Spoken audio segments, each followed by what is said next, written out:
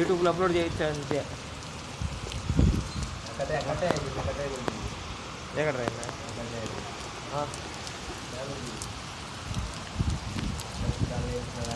ఆకాశంలో బాహుబలి కనబడుతున్నాడు రా ప్రభాస్. నీకు మీ నాయన సమంతిగానే కనబడేది.